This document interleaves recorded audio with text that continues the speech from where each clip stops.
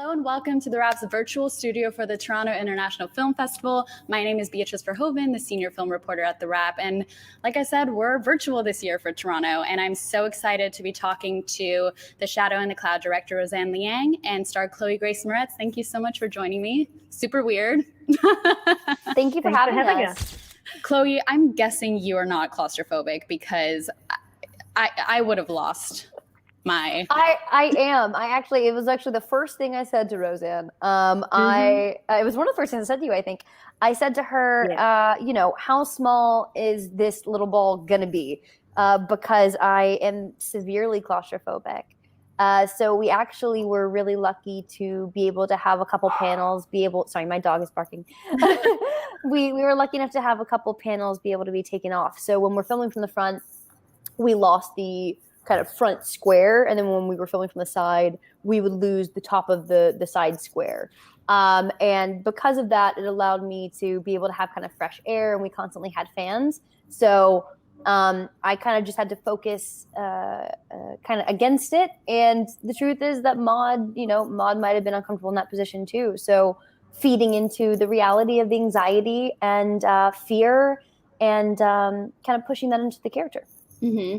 And yeah, for people who haven't seen it yet, it's a World War II action thriller.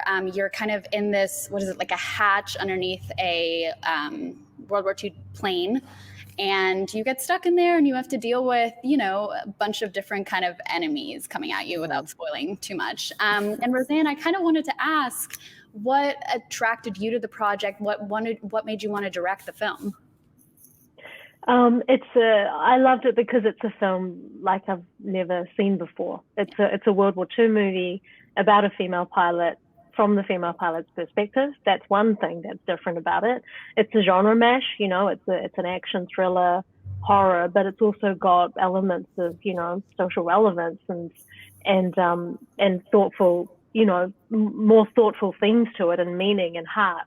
And also it's got unpredictability. It's got it all. You've got a plot that you can't predict, and you're afraid for Garrett's life for the whole thing. And it's got it all. That's why I loved it. And I was so mesmerized by, later on in the movie, your fight scene. Did you take fighting lessons? Did you learn anything specific? Like, what was your, preparation for that like? I think my preparation for most fight sequences and stuff like that, came from Kick-Ass, from being in action at a young age. I did a lot of training back then, and I've kind of continued my training throughout the years. And so jumping in and not having too much ramp up time, like with this film, we didn't have much prep time. So we had some solid sessions in figuring out the fight sequences.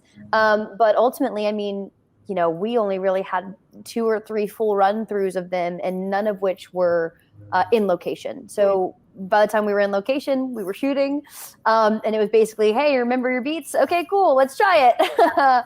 And we kind of just, again, kind of winged it, which was, it's the way I like to do things, where, you prep as much as you can on the back end. In the end of the day, it's, you got to throw yourself into the deep end and try and see if you can float. So that's kind of how we went about it. And we really wanted to integrate the reality of what a woman in World War II, what would be her combat training. And I think the thing that I had to shy away from the most was the amount of training I've had in my life. And I really wanted to make it as if this girl was a bit more scrappy and hadn't been trained around Navy SEALs like I was able to do when I was 11, 12, 13, 14 years old.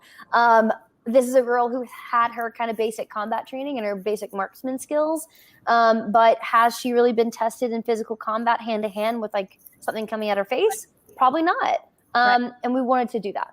I was just curious how much research maybe for Roseanne, because I know you rewrote the script a little bit, right? How much research went into, women in the military in World War II,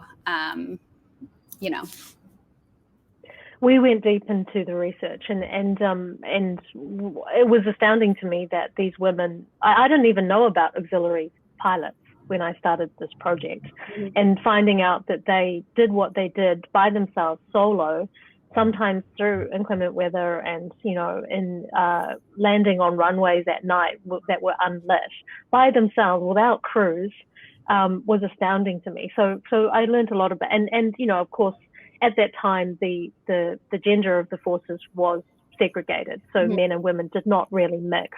But then by the time that the war was in that, you know, towards the end of the war, they were running out of men. So women did have to do mechanic jobs. Women did need to work with men in the Air Force, and what that might mean for a world where men look at women a certain way.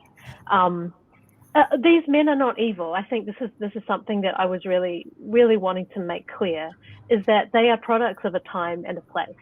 And I wanted, and I leaned on the actors themselves to come up with dialogue that felt real, that felt, you know, there was an improvisational quality when they were in Chloe's ears, because they were offset in a container outside. And you know, we'd built up, we'd made sure to build up their camaraderie so that Garrett felt sort of on the outside of their group. They were the wolf pack and she was the interloper.